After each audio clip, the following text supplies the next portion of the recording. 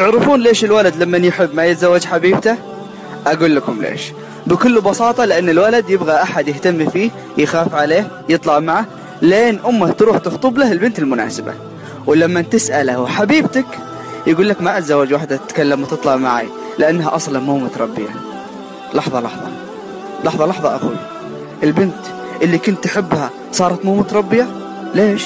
طيب والكلام الحلو اللي كنت معشمها فيه والوعود وين راحت؟ على طاري التربية، ترى أهلها ربوها أحسن تربية، بس الحقيقة هي زيك كانت محتاجة اهتمام غير اهتمام الوالدين.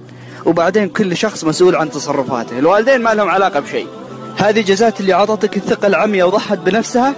لا والله مشكور حبيبي، يجي منك أكثر، بس لازم تعرف إن الدنيا هذه دوارة وربك يمهل ولا يهمل، وإذا ما عندك خوات بيجي يوم وتصير بنتك ضحوكة رائعة لواحد مثل